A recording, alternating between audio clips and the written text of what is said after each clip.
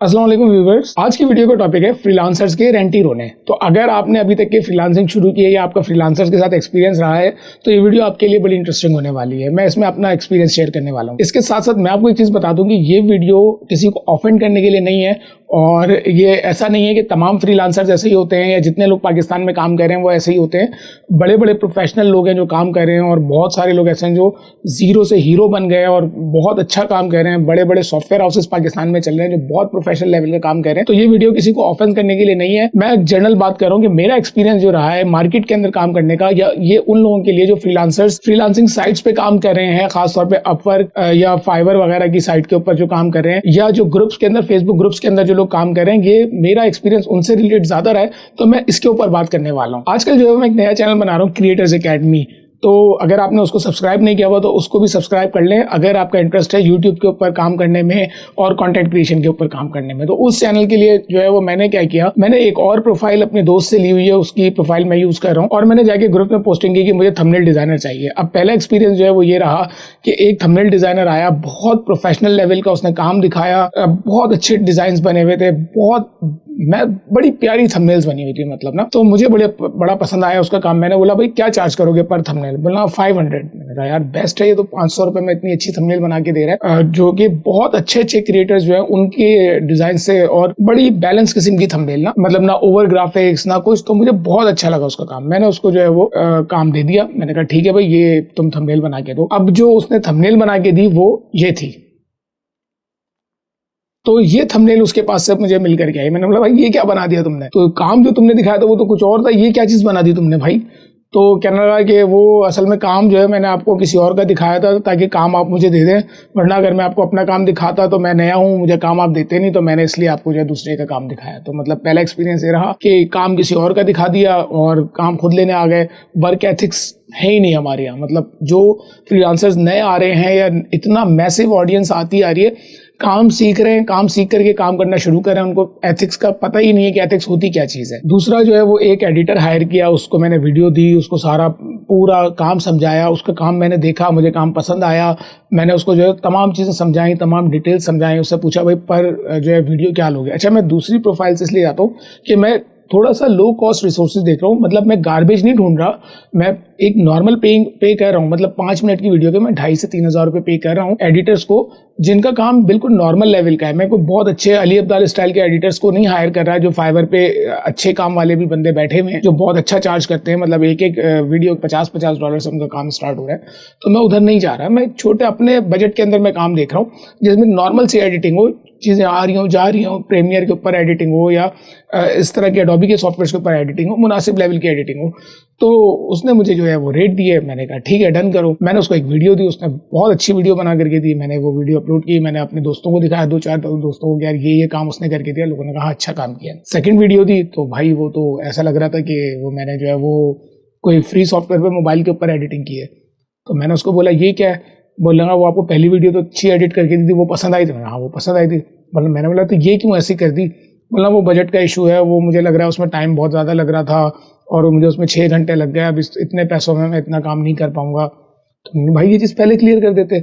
मुझे तुमने इतना ज़्यादा टाइम मेरा लगाया, मैं तुम्हें सारे मार्केटिंग की चीज़ें दे रहा हूँ, मैं तुम्हें आइकन्स दे रहा हूँ, मैं तुम्हें प्रोवाइड कर रहा हूँ हर चीज़, अब तुम मुझे ये बात कर रहे हो? और ऐसा तो मेरे साथ बहुत सारी दफ़ा हुआ है कि मैंने जो है वो एक ग्रुप में गया, मैं वहाँ पे पोस्ट किया कि मुझे एडिटर चाहिए। 7-8 एडिटर आए, उनके साथ सारी ब्रीफ समझाई, सारे काम समझाए। अब 8 एडिटर अगर आप बात करते हो तो उन 8 में से सबको काम देने के बावजूद, कुछ को एडवांस पेमेंट देने के बावजूद मुश्किल है कि आपको काम मिले। मतलब वो गायब हो जाएंगे, आपको काम नहीं मिलेगा। तो ऐसा भी बहुत सारी दफ़ा हुआ मेरे साथ। एक एडिटर को तो पूरा काम समझाया, एडवांस पेमेंट की, उसके बाद उससे इंतज़ार करता रहा, लेकिन काम मुझे नहीं मिला। तो ये हाल है हमारी मार्केट का। एक और मेरे दोस्त ने मुझे बताया कि वो भी फेलो जो है वो कंटेंट क्रिएटर है, उनसे मेरी बात हुई तो मैंने उनसे एक्सपीरियंस पूछा कि भाई कैसा चल रहा है? तो उन्होंने यार मेरा एडिटर जो है वो बहुत अच्छा काम कर रहा था। मैंने उसको चीज़ें दी, जब उसने मुझे चीज़ें प्रोवाइड की तो मैंने उसको रिविजन बताया कि ये रिविजन है। तो उसने जब मुझे रिविजन करके दिए तो मैंने वो वीडियो सही हो गई, अपलोड कर दी हमने। उसके बाद जो है वो उसने जब बिल भेजा तो उसमें डबल चार्जेस लिखे हुए थे। तो मैंने बोला भाई ये डबल किस चीज़ के हैं? तो बोला भाई ये रिवीजन के हैं। तो उनके साथ ये हुआ कि उनके एडिटर जो है उनको रिवीजन के चार्जेस कह रहा है, जबकि रिवीजन जो है वो नॉर्मली छोटे मोटे रिवीजन होते हैं वो हमारे काम का हिस्सा होते हैं फर्स्ट टाइम में, क्योंकि हमारा जो वर्क एक्सपीरियंस है वो अलग होता है, एडिटर का लेवल अलग होता है। तो कुछ चीज़ें एडिटर जो है वो अगर आगे पीछे कर देते तो हमें समझा के उनको सही करना पड़ता है। तो उससे बात हुई तो ये मसला आया उनके साथ। ये बात कर रहा हूँ मैं आज से 8-9 साल पहले की, जब ये चैट जीपीटी वगैरह नहीं था। तो हम जो है मैं और फारिस साथ में एक प्रोजेक्ट में काम कर रहे थे, क्लाइंट के लिए जो है एसईओ कर रहे थे।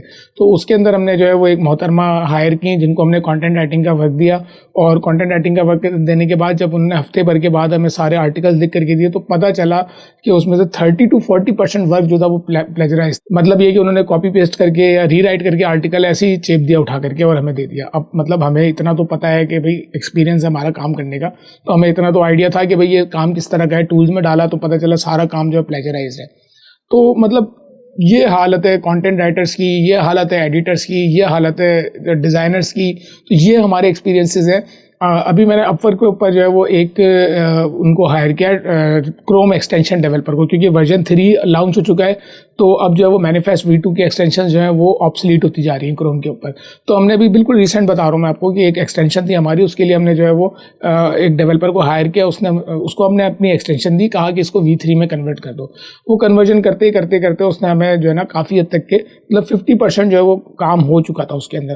तो उसने 50% के बाद काम रोका। उसने कहा भाई अब आप मुझे एडवांस पेमेंट करें। हमने कहा 50% कर दिया है, अब इसको जो है वो हम पेमेंट करते हैं ताकि ये आगे भी करे। तो हमने उसको 50% पेमेंट की।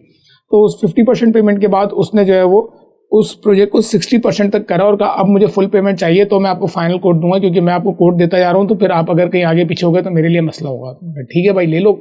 हमने उसको पूरी पेमेंट कर दी, बस वो दिन है, आज का दिन है, वो प्रोजेक्ट वहीं अटका हुआ है। अपवर्क की सपोर्ट को इन्वॉल्व कर लिया, सारी चीज़ें कर ली हैं, उसकी प्रोफाइल जो है वो बंद कर दी, लेकिन वो दोबारा बंदा पलट के नहीं आया। उसमें मेरे ख्याल से वो एक प्रोजेक्ट करना चाह रहा था, उसको एक प्रोजेक्ट की एडवांस पेमेंट मिल गई, वो गायब हो गई। अभी ये 3 दिन पहले की बात है, क्या नाम है, एक डेवलपर के साथ मैं काम कर रहा था। उसके पास एक सिस्टम था, एक वेबसाइट है स्टोरी ब्लॉग्स, तो उसकी वीडियो डाउनलोडिंग का सिस्टम मेरे एक क्लाइंट को चाहिए था।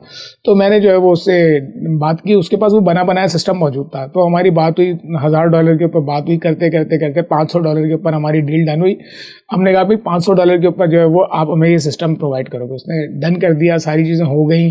अब उसने जो है वो कहा कि आप मुझे एक्सेस दें। मैंने उसको एक्सेस दिया। उसने क्या किया, उसने वो सारी चीज़ें हमारे सर्वर पे डिप्लॉय की। डिप्लॉय करने के बाद उसने सर्वर का पासवर्ड चेंज किया। पासवर्ड चेंज करने के बाद उसने बोला देखिए आपके सर्वर पे चल रही है, आपके पास कोड है, सारी चीज़ें आपके पास है, अब आप मुझे पेमेंट करने तो मैं आपको जो है वो आपका पासवर्ड दे देता हूँ। ठीक है भाई। हमने क्लाइंट को बोला, क्लाइंट ने, क्योंकि मेरी जेब से पेमेंट जा नहीं रही थी, मैंने क्लाइंट को बोला। अब क्लाइंट ने जो है वो पेमेंट कर दी, हमने वो आगे पेमेंट कर दी। पेमेंट करने के बाद क्या हुआ, उसने मुझे पासवर्ड दे दिया। पासवर्ड दे आके जब मैंने देखा तो वो कोड इनक्रिप्टेड था। तो मैंने बोला ये क्या है? बोला हाँ वो सोर्स कोड मैं आपको नहीं दे रहा, कोड आपको मैं इनक्रिप्टेड दे रहा हूँ, अगर आपको कोई काम हो तो मुझे बता दिएगा, मैं कर दूँ। ये एथिक्स है हमारे यहाँ। एक दोस्त ने उनकी वेबसाइट जो है वो बनवा के दी थी मैंने किसी डिज़ाइनर से, तो उन्होंने मुझे कहा कि लोगो भी बनवा दो। तो मैंने लोगो के लिए जो है वो ग्रुप्स में गया और सस्ता सा डिज़ाइनर ढूंढा, उसको जो है वो बोला कि भाई लोगो बना करके दे दो। उसने लोगो बना करके दे दिया, उन्होंने वो लोगो लगाया। तो उनको 2 या 3 दिन के बाद आइडिया हुआ कि ये लोगो तो किसी फ्री वेबसाइट से उठा के कॉपी पेस्ट किया हुआ लोगो है। मतलब उस बंदे ने क्या किया, उसने वो लोगो जो है वो एक फ्री वेबसाइट है वहाँ से जा करके उठाया और वहाँ से उठा करके उनको जो है सिर्फ उसमें नाम लिख करके दे दिया। और इस चीज़ के उसने 2 से 3 हज़ार रुपये लोगों के चार्ज किए थे। तो मतलब ये कि कॉपी पेस्ट करके पूरा लोगो जो है वो प्रोवाइड करके जो है उसने पैसे कमा लिए। अभी जो एक एडिटर के साथ मैं काम कर रहा था, उनको जो है वो मैंने पूरा जो वीडियो है उसका कॉन्सेप्ट समझाया, उसके बारे में सारी इंस्ट्रक्शंस दी, उसमें क्या क्या लिखा हुआ आएगा वो बताया, वो किस टाइम स्टैम्प पे आएगा, वो सारी चीज़ें पूरी ब्रीफ बना करके डॉक्यूमेंट शेयर किया। और उस बंदे ने जब वो वीडियो बना दी, जब मुझे दी, तो उसमें वो काम था ही नहीं जो मैंने उसको बोला था। तो मैंने बोला भाई ये पूरी क्लाइंट ये जो ब्रीफ दी थी मैंने आपको वीडियो की, ये क्या हुआ? बोला वो तो मैंने देखी ही नहीं, मैंने आपको एडिटिंग बेस्ट करके दी है आपको, मैंने जितना इफेक्ट्स डालने थे। मैंने कहा भाई इफेक्ट्स नहीं चाहिए थे मुझे, जो चीज़ मुझे चाहिए थी वो तो दो। तो मतलब ये है हालत के काम कर रहे हैं, उनको काम मिला हुआ है, काम कर रहे हैं, उनको ये है कि भाई जल्दी जल्दी वीडियो जो है वो पेलो और काम निकालो। तो बस ये कि काम कर दिया, लेकिन जो है वो किस तरह का काम है उससे परवाह नहीं है। क्लाइंट ब्रीफ जो मेन चीज़ है कि भाई जिस तरह की वीडियो बनानी है उसने उसको देखा ही नहीं। एक और सीन हुआ कि मैंने जो है वो क्या नाम है एक एडिटर को हायर किया, उसके साथ कुछ ऐसे काम किया। मेरे एक दोस्त हैं, इन्वेस्टर हैं, वो अपने कुछ यूट्यूब चैनल चला रहे थे, तो उनके लिए जो है वो मैंने उसको हायर किया, उससे काम करवाया। 2-3 वीडियोज़ उसने करी, उनके चैनल के ऊपर 100 से ज़्यादा वीडियोज़ थी। अब वो बंदा क्या कर रहा था, उनका कैश काउ टाइप का चैनल था। वो बंदा जाता था, वो जितने भी मार्केट के अंदर काम करने वाले बैठे हुए कैश काउ वाले, उनको भाई वो निश वीडियो स्टैट्स और सारी चीज़ें उनके बताने के लिए कि भाई ये देखो, ये मैं काम कर रहा हूँ, ये मैं वीडियो बना रहा हूँ और ये वीडियोस मैंने बनाई हैं, ये चैनल इतना चल रहा है। वो पूरी निश, पूरा चैनल, पूरी एक एक वीडियो का आइडिया और एक एक चीज़ जो है वो आगे दिखाता चला जा रहा था काम पकड़ने के लिए। मतलब उसने हमारे चैनल की पूरी दुनिया के अंदर जो है वो मार्केट वो कर दी कि भाई ये चैनल है, ये और यहाँ पे अगर आप इस तरह से कर दो तो यहाँ पे हर बंदा उसको कॉपी कर लेता है। तो ये हालत है पाकिस्तानी फ्रीलांसर्स के साथ काम करने की। लास्ट एक्सपीरियंस मैं आपसे शेयर करता हूँ। जब मैं एक ऑफिस में जॉब कर रहा था तो उस टाइम पे हमने जो है वो एक डिज़ाइनर को एक रियल एस्टेट की वेबसाइट दी और उसने वो वेबसाइट बहुत खूबसूरत बना करके दी ना। तो जब हमारे पास बन करके आई और हमने चलाई, चेक की, तो हमने पसंद आई हमें। हमारा क्लाइंट सिंगापुर बेस्ड था, तो हमने सिंगापुर बेस्ड क्लाइंट को वो वेबसाइट दे दी कि भाई ये लें। कुछ अर्से बाद जो है उसका बहुत तपे हुए मैसेजेस आए, बड़े गालियाँ भरे हुए मैसेजेस आए। तो हमने बोला क्या हुआ, तो पता चला उसमें जितने भी इमेजेस थे वो सारे उसने जो है वो किसी स्टॉक वेबसाइट के गूगल उसके ऊपर जाकर के निकाले हुए थे, गूगल इमेजेस से निकाल के लगाए हुए थे और किसी एक भी जो इमेज है उसका कॉपीराइट का उसके पास वो नहीं था। और वो सारी जो उसकी वेबसाइट थी उसके ऊपर जो क्लेम आया और उसको अच्छा खासी, क्योंकि बाहर सिंगापुर वगैरह में लॉज है प्रॉपर, तो उसको अच्छा खासी पैसे पे करना पड़े। तो ये कुछ एक्सपीरियंसेस थे जो मेरे साथ हुए, जो मैं आपको बता रहा हूँ फ्रीलांसर्स के साथ काम करने में। इसी वजह से मैं अपना जो मेन बिजनेस रन कर रहा हूँ उसके लिए कोई भी डेवलपर, कोई भी डिज़ाइनर मैं कभी भी पाकिस्तान, इंडिया, बांग्लादेश, इन 3 कंट्रीज से हायर नहीं करता। मैं ज़्यादातर यूरोप साइड पे, अमेरिकन साइड पे जाकर के, हालांकि मुझे बहुत महंगे पड़ते हैं, जो पाकिस्तानी डिज़ाइनर डेवलपर की कॉस्ट है उससे कई गुना ज़्यादा महंगी पड़ती है, लेकिन उसके बावजूद मैं उनके साथ काम करना प्रेफर करता हूँ। क्योंकि मेरे साथ ये एक्सपीरियंस रहा है कि जब भी इस तरह के लोगों के साथ काम किया, चाहे वो हाई पेइंग हो चाहे लो पेइंग हो, मुझे इस तरह के प्रॉब्लम फेस करने पड़े हैं। कितने तो डेवलपर ऐसे हैं जो काम कर ही नहीं पाते, जिनको पूरा प्रोजेक्ट दो, महीना महीना उनके पीछे हाथ जोड़ते रहोगे, भाई प्रोजेक्ट दे दो, प्रोजेक्ट दे दो। तो ये एक्सपीरियंस रहा है मेरा। अभी भी मैंने लास्ट टाइम भी एक डेवलपर को हायर किया, उसके साथ भी मेरा यही एक्सपीरियंस रहा। एक को मैंने ऑफिस में हायर किया, उनके साथ भी यही एक्सपीरियंस रहा। तो ये सारी चीज़ें, और उसके बाद जो हमारे यहाँ मसले हैं वो ये कि भाई हमारे यहाँ जॉब्स नहीं है। लोग कहते हैं हमारे यहाँ जो है वो लोग कहते हैं कि भाई हम काम करना चाह रहे हैं, हमें काम नहीं मिल रहा।